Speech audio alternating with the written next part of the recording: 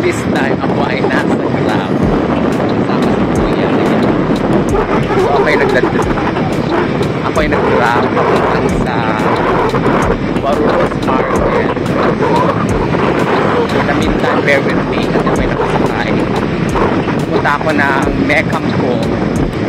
So, isang hidden village siya dito na babagdasin mo na isang oras via minivan. So, relax na lang muna tayo and then I'll keep you posted. But definitely, worth it ang biyahe na ito kasi medyo lalayo tayo sa city proper para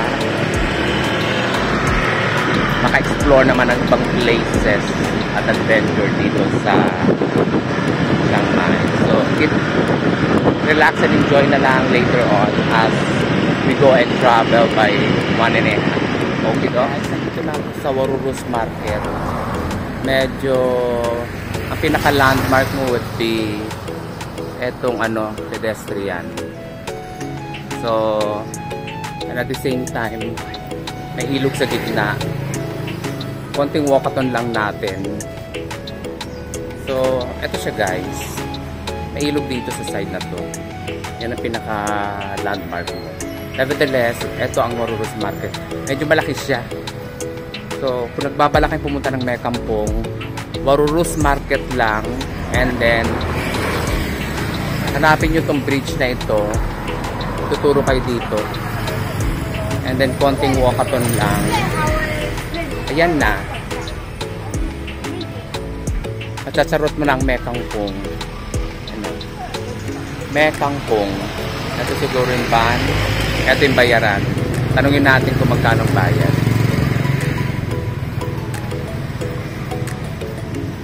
Hello. Good morning. How much is Mekampong? Mekampong, going come back 300 baht. 300 baht? Okay. 300 baht daw. So, ibig sabihin 150 ang papunta, 150 ang pabalik. Okay, docs?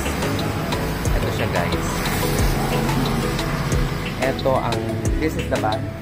Okay, welcome back to my channel. Good morning. As you can see, ako ay nasa probinsya, ng probinsya. So, technically, ako po ay nasa Mekampong. So, it's another place here in, what's this? In Chiang Mai. So, kung nagbabalak kayo pumunta ng Chiang Mai, saglitin nyo itong Mekampong. Kasi, maganda siya. Actually, may konting emotion lang dito dahil medyo elevated yung lugar. Nevertheless, itong place reminds me of Sagada. So, para ka nagsagada. So, from Baguio na province, punta ka ng Sagada. So, ito na yung mga pagkain nila. Ito siya guys. So, I'll be staying here for the whole day. Bababa din ako actually mamaya ng alas 4. So, tara at mag-explore tayo ng lugar. So, mga native siguro mga pagkain nila rito. Ito siya guys. Hindi to actually sadyain ng mga turista. Kasi probinsya eh. Probinsya ng probinsya. So, kaya lang, para lang maiba ang drama ko, pumunta ako dito.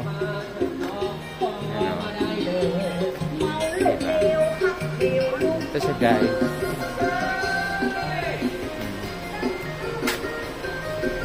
Diba? Medyo kakaibang drama. Pinaglit ko na ito para at least maiba naman. And then meron din bilihan din ng damit dyan. So, may pagkain. Medyo mahal ya. So, eto siya guys. Ang typical na na probinsya ng Mekampong. Na matatagpuan nyo lang dito sa Chiang Mai. Ang pamasahe actually is 150. balikan 300. So, typical na pagkain nila. Parang may ilog. Okay. So, ito siya guys. Tikman natin ang pagkain. Mamaya ang drama nito. And then, magano tayo, mag-explore at kumain. Maghanap tayo muna ng makakainan.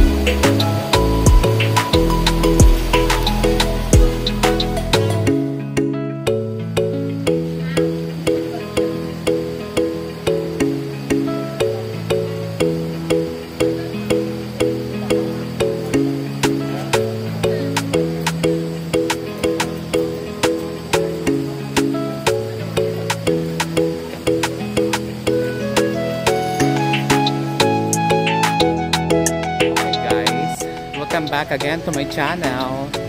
This time ako ay nasa a little bit of steps higher dun sa pinanggalingan ko kanina. Medyo lakatan palang drama nito.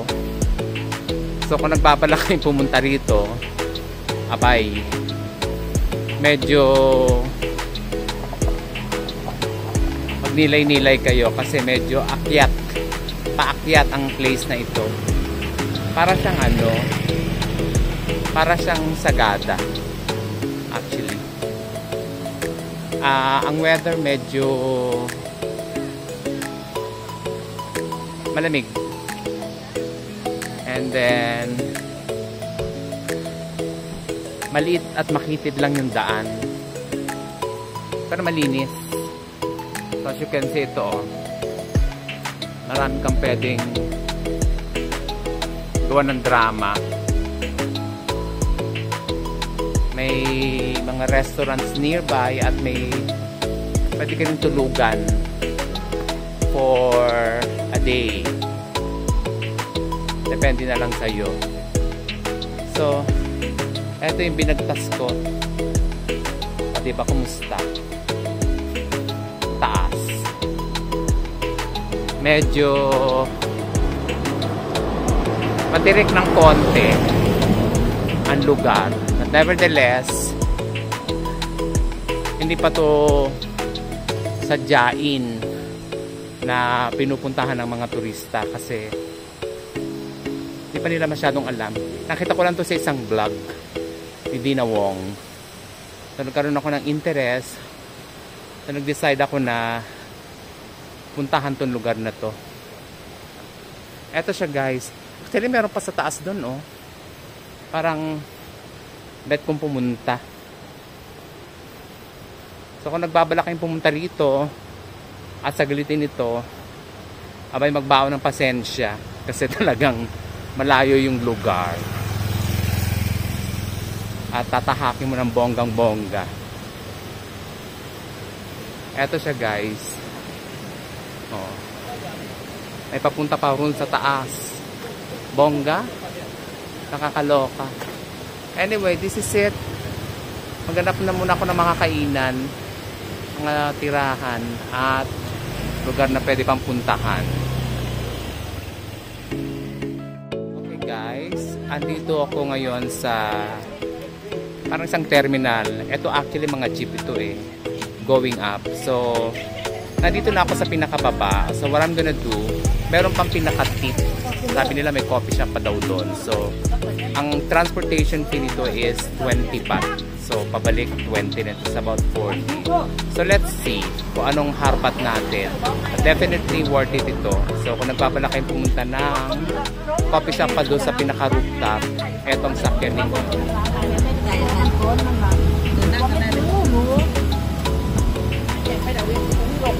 Là viên viên đi đâu mẹ tam chút cứ rồi ba phải ba không tam chút mất tam giờ ăn tam mất tam chúng ta đến nó hả mẹ già người đến nó thật ra mày đến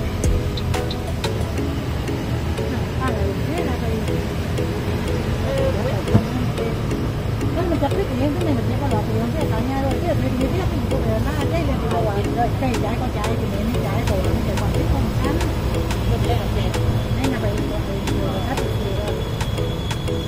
rồi thì là năm cái mình bảo thì là có điều gì để rồi nó léo cái bộ măng kem mà ra thành việc kia này thì cái gì á mấy cái kem này nó như nó được rồi mà tôi là còn biết cắt không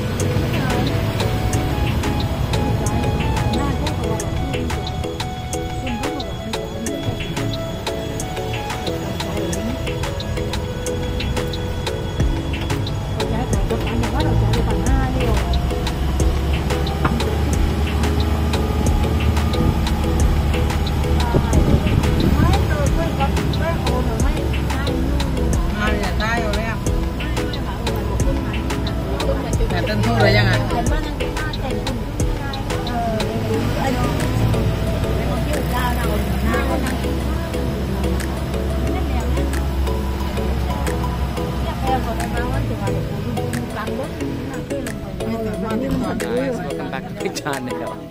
This time, hindi ko kinaya. Ako ay nasa viewpoint.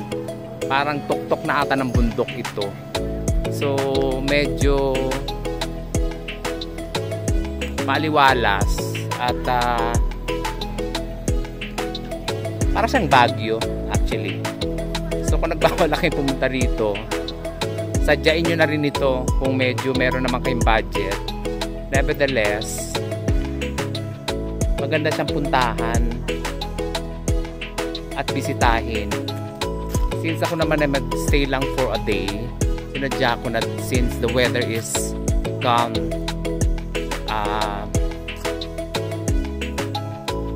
parang wala pang ang tao. Anyway, eto siya guys,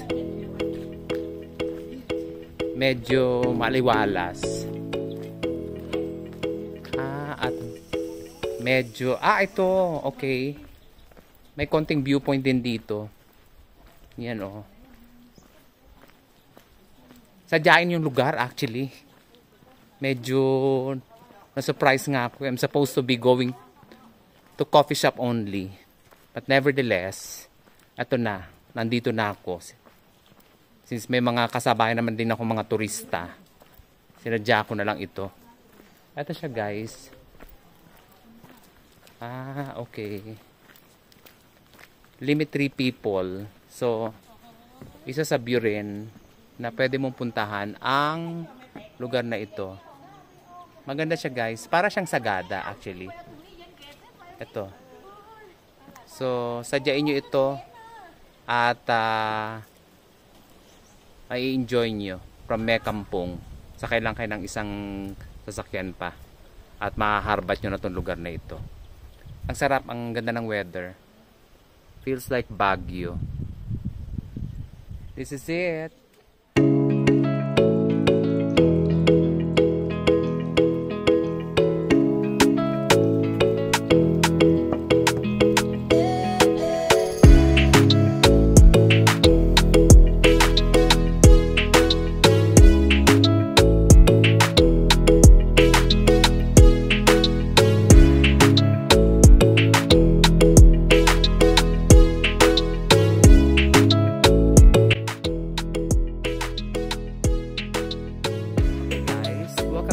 Channel. At this point in time, ako ay nasa trekking. Medyo maliwalas ang panahon at talaga namang ako ay mapapalaban sa walkathon. But nevertheless, this is it. Nandito ka na rin lang naman sadyain mo na ito. Actually, itong tinatahak ko is a view trekking papunta sa, bear with me, nihingal ako dahil mataas, viewpoint. Ang viewpoint is dito sa lugar ng ano, may kampong. Sasadyain mo siya. Akit ka sa pinakatuktok. I think kung ako nagkamali, yun na siya, oh. Nakikita ko na sa dulo, sa pinakaunang-unahan. Kung nagbabala kayong pumunta ng may kampong, sadyain nyo to. Magbayad ka lang ata ng 100 para masilat mo itong lugar. Nevertheless, ang ganda ng lugar. At ang weather, perfect. So this is it. Ito na siya siguro ang pinaka endpoint ng pinuntahan ko dito sa May Kampong. Buti na lahat nakisama ang weather. Kung nagkataon talaga namang good luck. Masarap, ang lamig. Very nice. Ito siya guys, ang viewpoint dito lang sa May Kampong. Ayan nga actually ang ano, ofak ko. Cupin. Tinatak Cupin. Chason National Park, Thailand. Cupin. Ito natin viewpoint na sinasabi nila. So, tingnan natin ang lugar ng view habang hindi pa siya kinakain ng ano,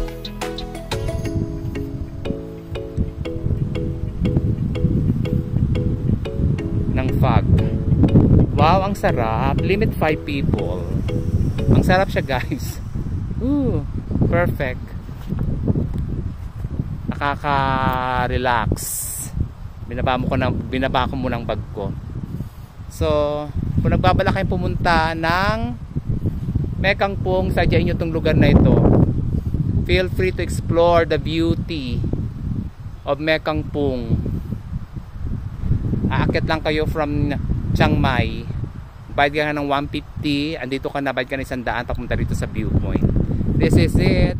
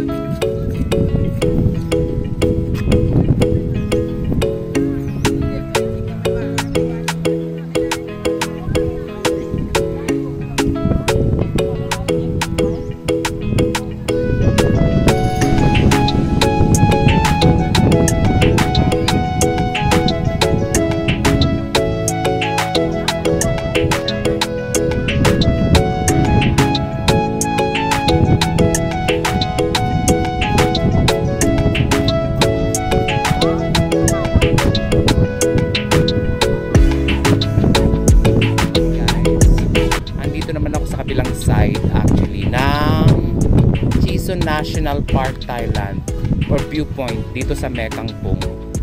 So, on this side, makikita mo naman yung kabilang side ng bundok. Malamig actually. Super. Ito na yung pinaka-rooftop ata nila eh. Pinaka-peak ng view nila para makita mo yung puro bundok. So, kung nagbabala kayong pumunta ng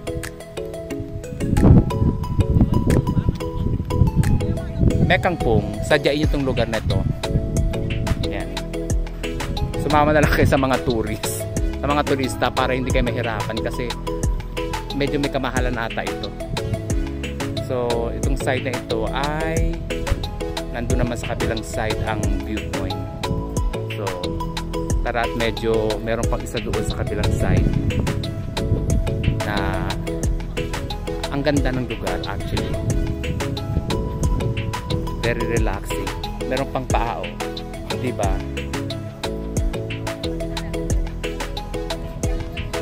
Nakakatuwa.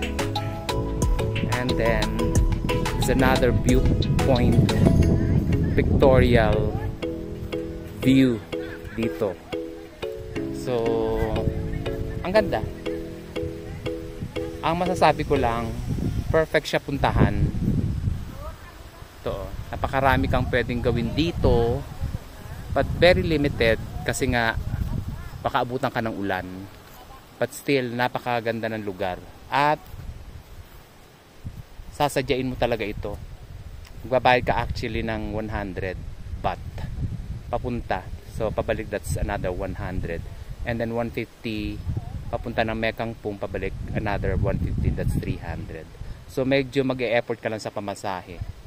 Nevertheless, makikita mo yung view. Ito yung mga pinicturean ko ng mga turista. Local tourist sila.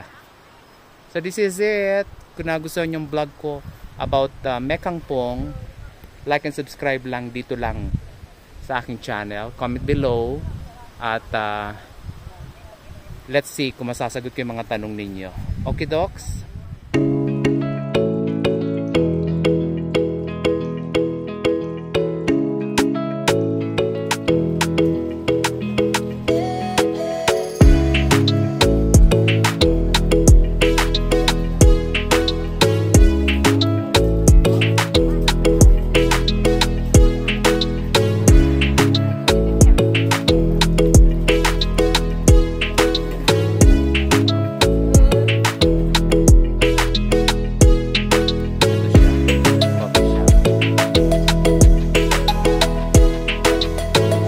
Galing kami sa viewpoint, and then from there bumaba kami dito para magkape-kape daw kinikineme. Anyway, na natapos yung aming viewpoint explore kasi biglang umulan. So ito ang coffee shop nila na may pa-sweet na view dito sa sa mga bahay na magkakatabi. Actually siya, reminds me of Sagada. Pero ang bundok, napapaligiran siya. At nasa baba lang yung bahay. So imagine mo yan. Anyway, ito po ang Mekangpong.